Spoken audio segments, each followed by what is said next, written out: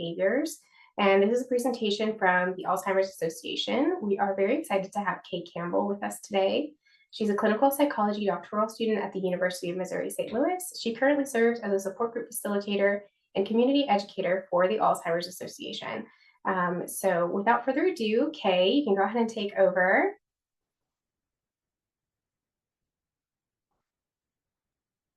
All right. Thank you so much for that wonderful introduction. Hello, everyone. I am so happy to be here with you all today. I am going to go ahead and share my screen so that way we can get started. In 1 second.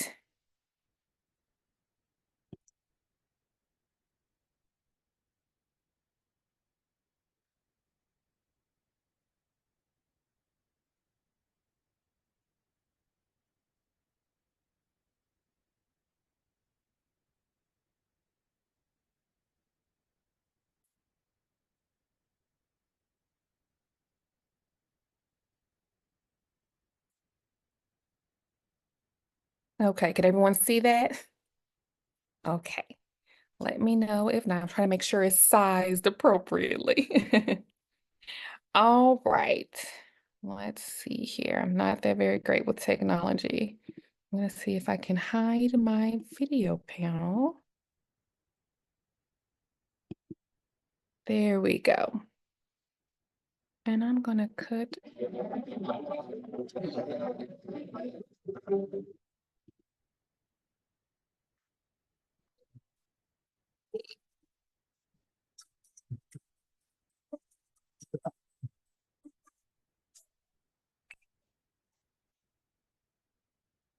All right. Thanks for telling me it looked good. I just realized I don't think the sound was going possibly. I think I have to share the sound too. So give me 1 second and I'll make sure. I think it was actually, but let me just double, triple check. This is. I could hear the sound. The sound Oh, came you through could? when you Okay. turned it up. Yeah. Okay, so yeah, they've updated Zoom and I'm just not very familiar with it. All good. All good. Okay, here we go. Well, alrighty, let me cut that back up just a smidge. It's me too loud.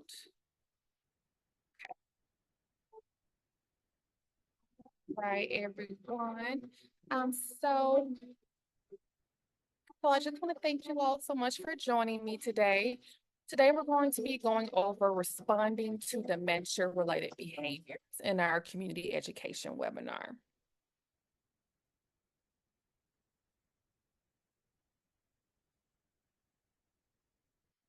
All right. So as I mentioned, we'll be going over responding to dementia-related behaviors in terms of just empowering our caregivers. And so I'm very excited to be presenting this with you all today in representation of the Greater Missouri chapter of the Alzheimer's Association. All right.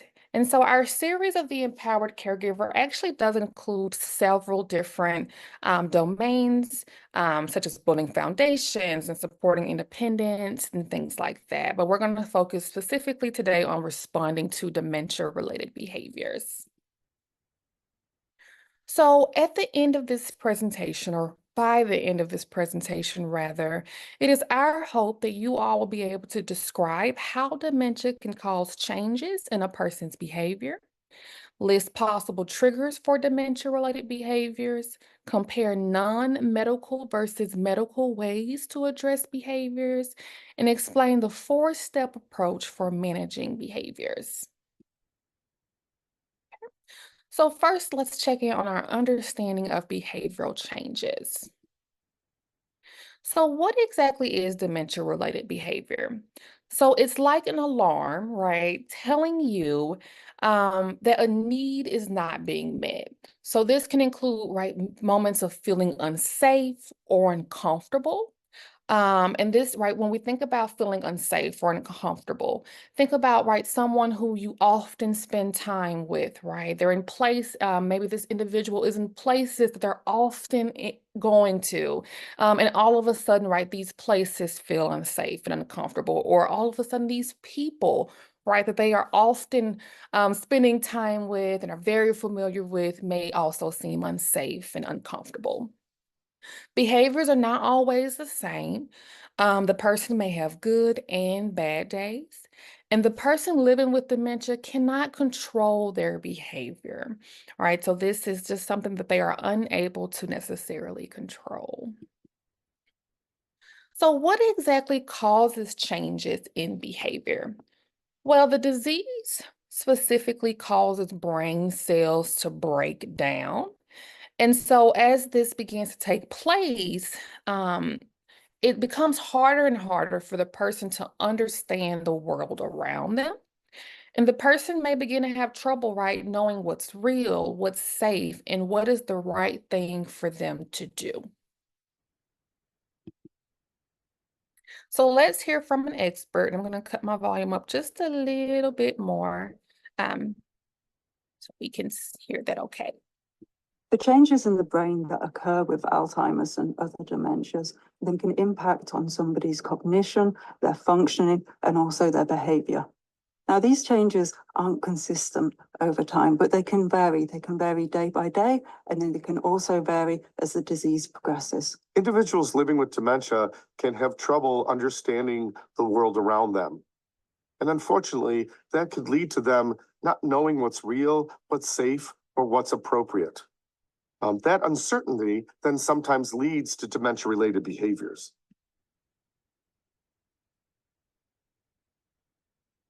All right.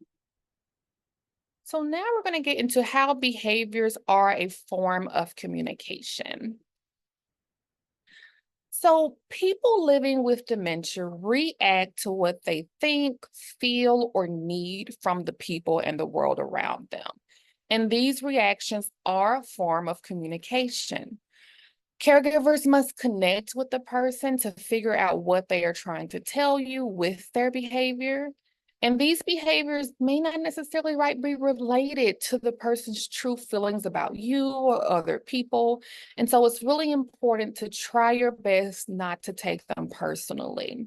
Um, right. And so a good example here is when it comes maybe to someone kind of feeling agitated, right? Being really agitated, maybe kind of doing a little extra in the morning, right? Not just being their normal selves. Maybe this may be them trying to tell you that they're hungry, right? Or that they need to go to the restroom, for example, and need help getting there. And so, right, it may have seemed like they were very angry and, could have been taken very personally when they were just trying to communicate what they were thinking or feeling in a way that it isn't a typical form of communication for ourselves. And so that's just really important to know. So there are some common dementia-related behaviors. So we have anxiety and agitation. So this is when a person shows feelings of restlessness, right? Maybe some irritability. We have aggression, and anger. And this is when a person may have verbal or physical outbursts, right? Tend to maybe say things in a very aggressive or angry manner that is not very common for this individual. Suspicion and delusions, right? They may believe things that are not true. And so, for example, I had a family member in the past who would sometimes say that we were out to get her, right? Even though that was not true, right? She was beginning to have these moments of feeling unsafe and really being uncertain and uncomfortable, right? Being around us. And she really began to have these suspicions that we were trying to hurt her, even though that wasn't true. And so it took a lot of patience, right? And really, really recognizing that it's important to not take it personally and to just really meet her where she is at. And so that was a really big thing for our family. So the last thing on this list is getting lost or wandering, right? And I think this is something that we often see in dementia-related behaviors, right? So the person may walk or move around with or without a known reason. And sometimes, right, we don't expect a family member to just up and wander, right? But then one random day, this may occur, right? You may come home and the front doors wide open and your loved one is nowhere in sight. And that could be because they just decided, oh, I want to go for a walk, right? And even though to them it may not seem like much, right? They're likely to get lost and right, kind of have difficulty as they may experience some anxiety and agitation or some aggression, anger, and suspicions and delusions of the world. And so all these things can really overlap and become very problematic, right? If they are more likely to get lost or wander. I think we also see it sometimes with driving, right? Sometimes people will be driving and this could be the same exact route that they take every day, right? Going to the store, going back home. And then one random day, right, they may end up on a different street and not really be sure where they're at or how they got there. And so these types of things are some commonalities that we see.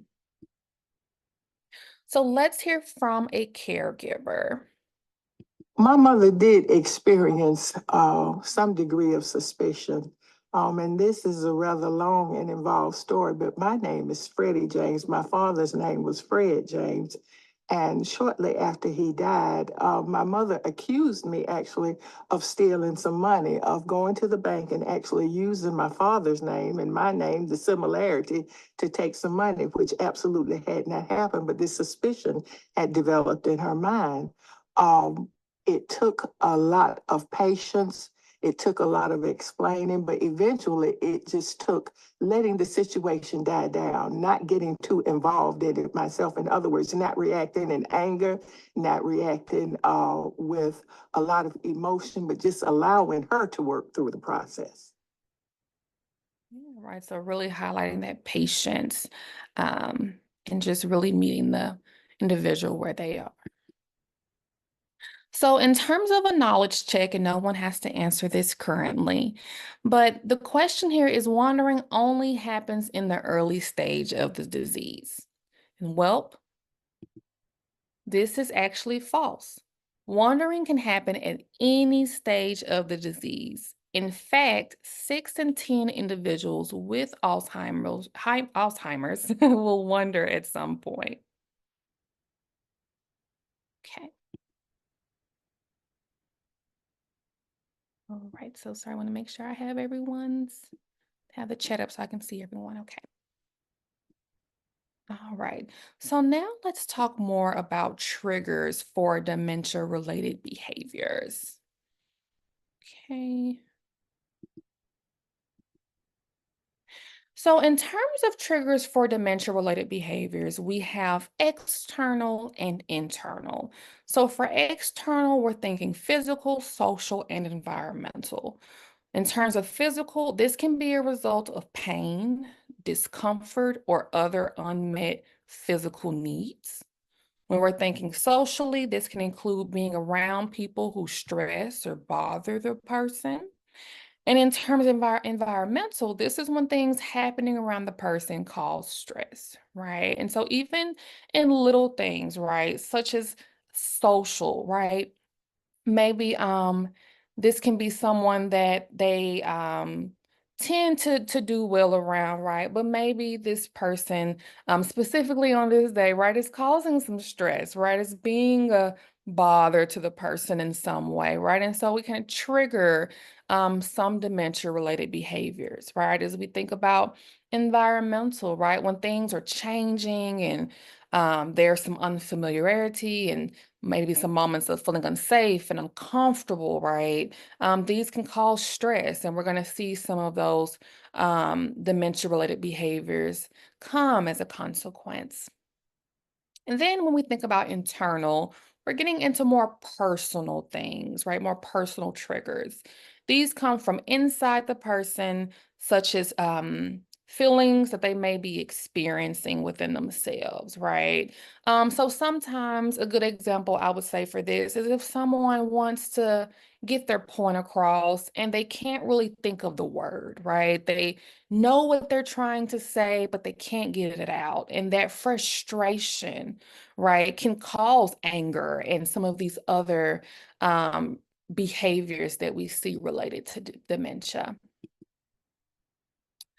So now we're going to talk about non-medical approaches to dementia-related behaviors. Oh, and just to pause, I did not mention this at first. I am going to save about 5 to 10 minutes at the end for questions. So if you do have any, please feel free to write them down on your notes or even add them to the chat, and we can go back and look at those at the end. Okay. So in terms of non-medical approaches to dementia-related behaviors, a non-medical approach should always come first. So this should focus on giving physical and emotional comfort. And this can really help identify and meet the needs of a person who has trouble expressing themselves.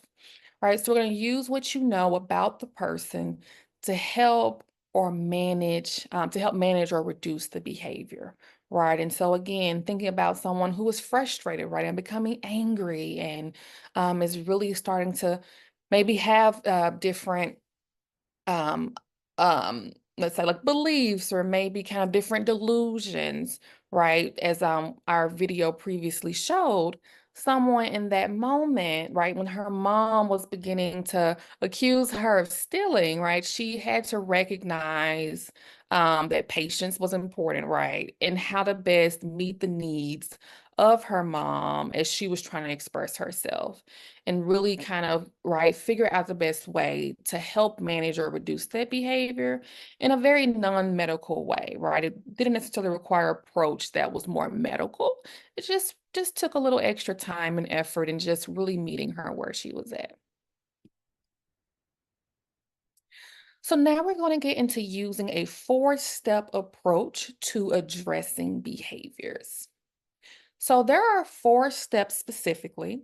The first is to detect and connect, right? So it's recognizing the behavior and then connecting with the individual. The second thing is taking care of physical needs, right? Maybe they're uncomfortable, right? Maybe something is going on that you've been able to detect, and now it's time, right, to really work on taking care of those needs. Then we have our emotional needs, right? Again, things that we've detected and really connected with the individual and understanding, and now we can begin to help in that way.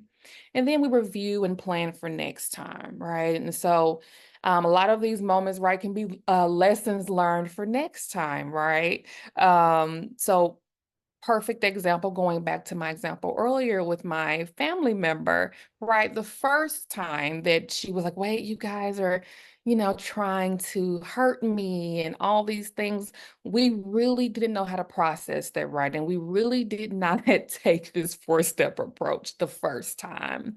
And when it didn't go smoothly that first time, right, we really had to review that, learn from it, and plan for next time. So going forward, we could better address it if she ever had moments of confusion and maybe, just kind of assumed that we were maybe going to hurt her or do something to her in any way. And so it definitely is a learning process. I think that's really important to highlight here. Sometimes you may not connect the way you want to, right? Sometimes you may not take care of those needs or help with those needs in the way that you would have liked. And so you review what happened and you plan for the next time. So, right, going to detect and connect. You use what you know about the person to try your best and understand their needs or their feelings. You join the person in their reality. It will help you understand what they are trying to express. And you approach the person calmly, quietly, and with respect as you figure out the situation. And you avoid correcting the person. And I think that last part, right, can sometimes be really, really hard, right? Especially when someone may be saying something, right, crazy, right? And you're like, that is just not true. That is completely wrong, right? We want to correct them so quickly and say that, especially as we begin to get frustrated, right? And we begin to get a little angry. But it's so important to meet them in their reality, right? And to be there within that moment. So, for example, if someone, let's say, maybe worked in construction 20 years ago, right? Has since retired, has lived at home with, their significant other, both of them retired, and is living a decent life, starting to be maybe in early stages of dementia. And that, one day the individual wakes up and is like, I gotta get to work. I'm late for work, right? And they're maybe kind of running all over the house, right? They're anxious and they're frustrated because like, where are my keys? Or where is this, right? How do I get there? I'm running late. And in that moment, right, we want to correct. We want to say, oh, well, you haven't worked there, right, in over 20 years. And, just really try to target that specific thing. When in the moment, it's like, let's just meet them in their reality, right? So, oh, honey, I actually heard from your boss today. It's okay. They actually are giving you the day off, right? Finding ways to just really meet them in their reality and really try to get a better understanding of what they're trying to express and just kind of help them work through those emotions, right? In regards to that situation. So next we have take care of physical needs. This is really important because you always want to start by looking for needs connected to medical issues or physical pain. So to identify and address these needs, you want to check for what may be causing physical discomfort. Maybe the person is wearing uncomfortable clothing or is hungry. Maybe there's too much activity or even noise in the room. Make changes to make the person more comfortable. Contact the person's doctor about any signs of pain or medical problems, right? And so before you really take a more medical approach, right, you do all of these things. And then if you're like, okay, this is, I'm seeing some signs here that are more like some medical problems or pain that I can't really best understand, right? You contact the person's doctor. So then in terms of helping with emotional needs, it's really important to think about how the person might be feeling in a situation. So tips on how to best address this could be focusing on possible emotions instead of the facts of the situation. Offer comfort, let them know you are there, you are safe together, and you're trying to make them more comfortable. Redirect their energy into a more relaxing activity and find something that gives them joy, right? I have heard so many people say that music, right? Music is a really, really big thing for individuals who are experiencing dementia-related behaviors, right? Music can really bring them joy. And if they don't respond to the things you are trying, let it go. Try the approach another time, right? And I think that's so important because there's so many moments where we are just so frustrated, right? We've tried everything that we could and nothing seems to be working. And sometimes, like, right in that moment, we may kind of go off, right? We may say some things, and if anything, we just make ourselves more frustrated, right? And maybe the situation even worse. And so in moments like this, it's best to just step away, right? Take a breather, maybe step outside, catch some fresh air, right? Give yourself a chance to ground yourself. And you'll just try the approach another time. So in terms of reviewing and planning for next time, right, you want to go back to the detect and connect step and think about what worked and what didn't, right? So similar to what I spoke about earlier. So to help plan for next time, you can think about, right, what are the warning signs that the behavior may be coming back, right? What kind of things should I be looking for that I know may trigger, right, certain behaviors? What responses work well, right, in terms of how I responded to the situation and really reacted to what was going on, right? What worked well? And in what order, right? Should I have done this first, right? Did it work because I did this and then did that? And then on the other end, right, what didn't work well? And, or, is it possible that the order was the problem, right? Maybe I should have done this first, and then I think everything else would have went a lot more smoothly. When will you need to respond? How can you tell if your approach worked? And who else can help, right? I think sometimes some caregivers, right, try to do things on their own, right? Especially when it's just been the two of you, for example, for a long time, or maybe, some people don't want to ask too much, of others, because it can be a lot. But it's so important to recognize there are so many people sometimes that are there to offer assistance and to provide help. And even in the moments of maybe not having family nearby or friends nearby that can help, the Alzheimer's Association is a wonderful resource. And their hotline is 24/7. You can call it any day, anytime, and be able to really be able to connect with them. And someone in the chat, oh, I want to make sure I get this, Jack, who is an Alzheimer's support group facilitator. Welcome, Jack.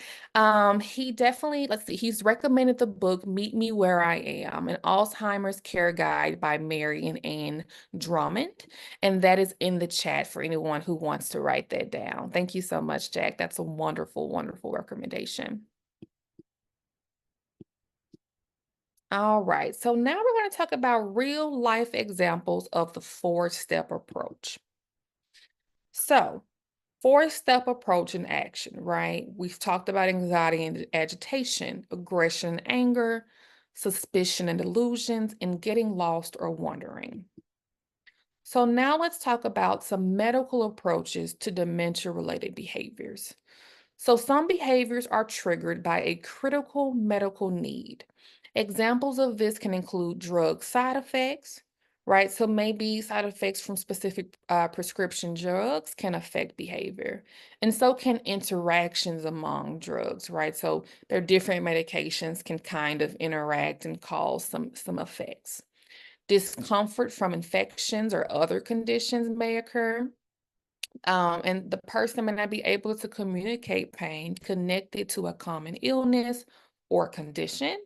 Examples of this can include urinary tract infections, discomforts from needing to use the restroom, feeling feverish, maybe even having chills. And uncorrected hearing or vision problems can also occur. These can lead to confusion, frustration, and feeling alone. And so these can really be triggered, by various things that are a critical medical need.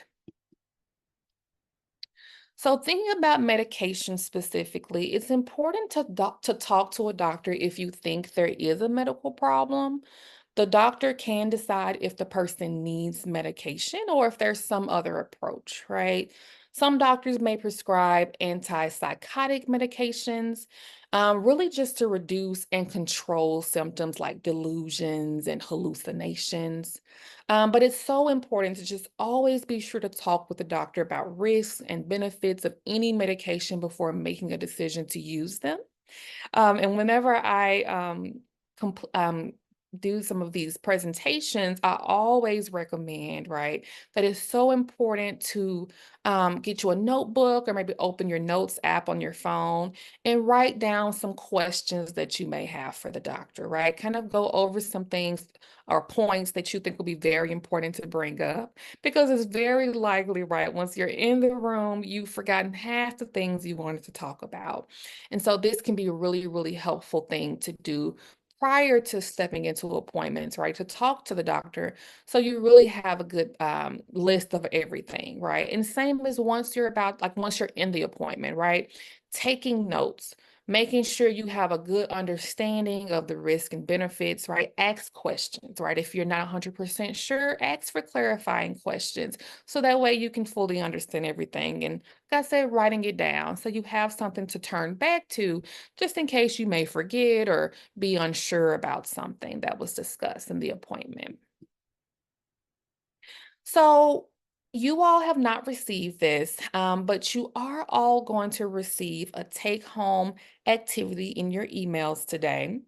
And this just goes over how to effectively respond to dementia-related behaviors, right? So it's going to go over a lot of things that we've discussed today and really kind of help you to walk through some of the specific examples.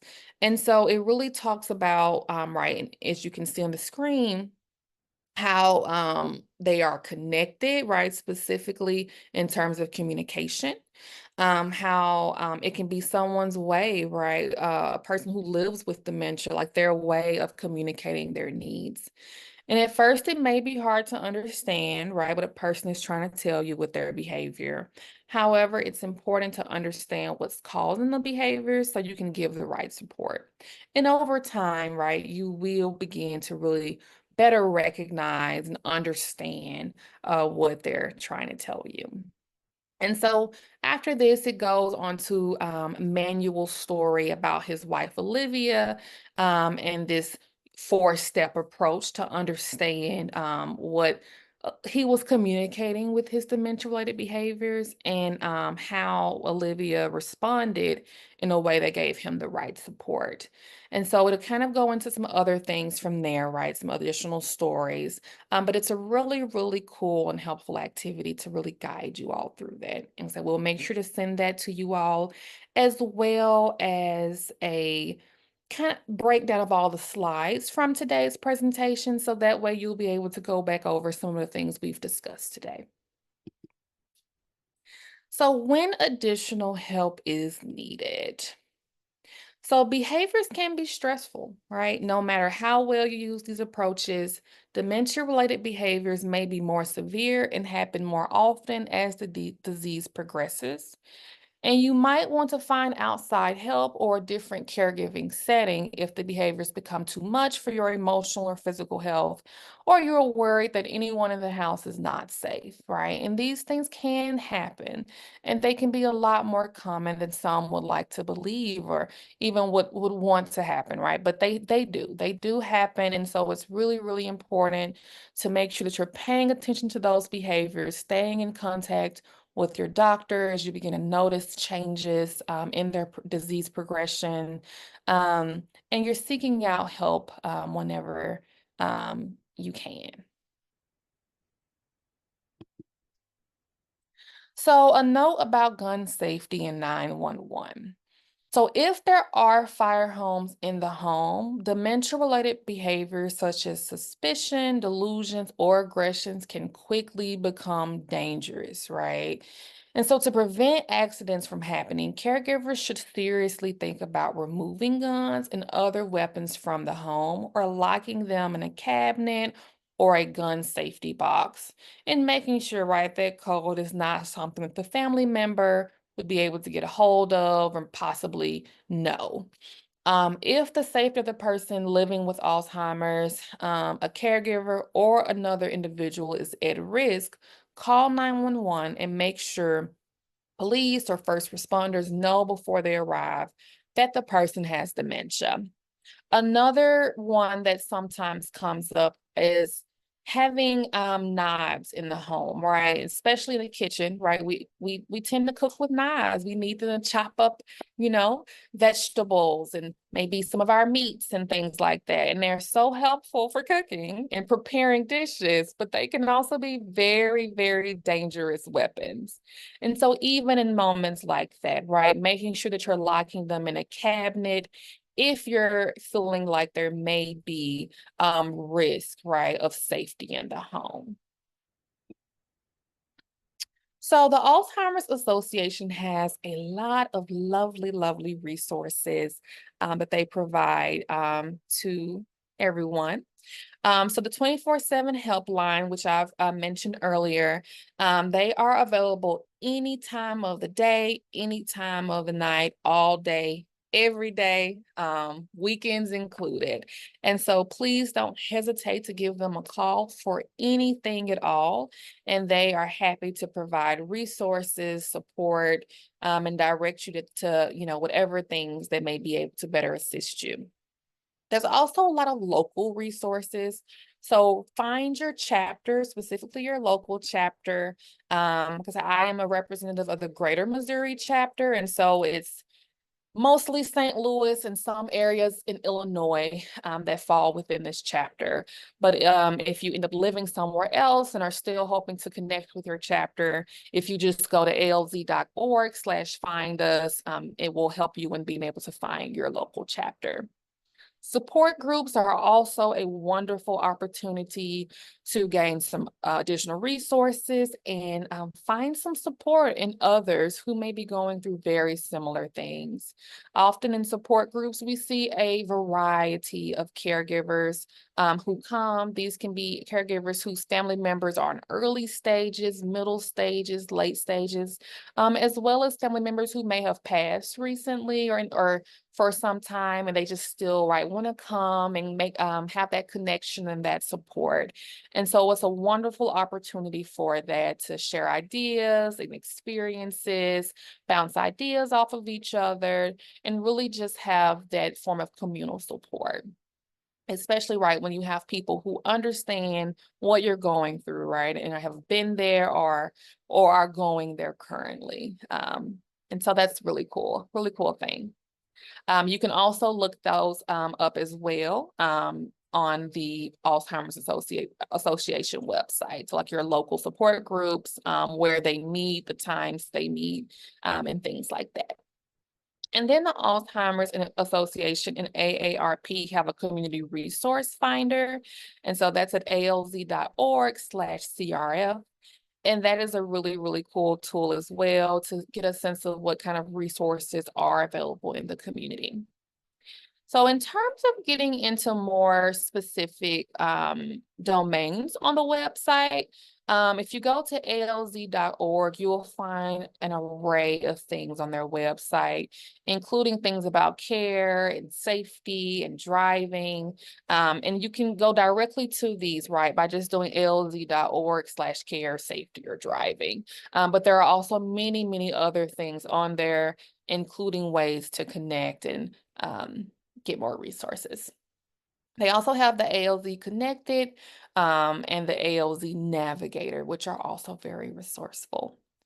They also offer many educational programs. If you type in alz.org/education, you will find opportunities about in-person, online, and virtual educational opportunities. But you also will see online that they have provided several online videos, that go into some different educational programs, and they're completely free to use and access, which is a really cool thing.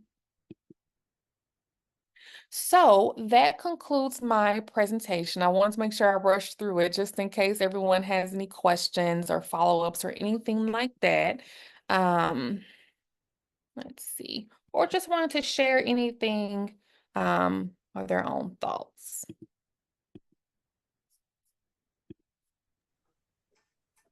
Awesome. Thank you so much, Kay.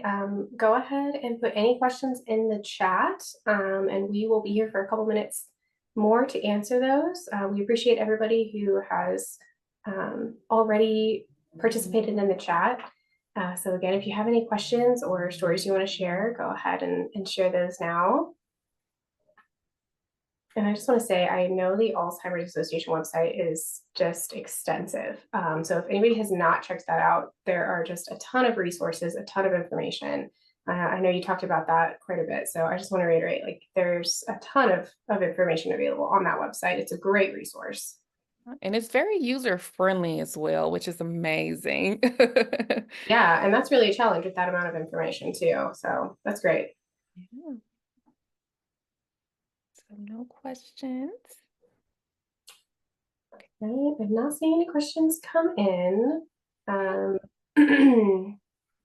I'm gonna go ahead and share. Oh wait, we've got one question. Okay, Jack says thanks for the presentation. He's got to go to his support group where he will talk about the presentation. All right, we appreciate that, Jack. Thank you. All right. Well, I know we have. Oh, thank you all so much. It was a pleasure being with you all today. If you all have any questions that come up at any point in time, please do not hesitate to reach out. My email has been provided at the bottom of the screen. And there's, like I said, there's so much more information, There's so much detail about so many things. And especially even when it comes to learning about the different forms of dementia, and better understanding what Alzheimer's is and what it looks like and how it looks so differently among everyone, right? And so I would love to chit chat with anyone, answer any additional questions that anyone may have. Awesome. So yeah, if you want to go ahead and just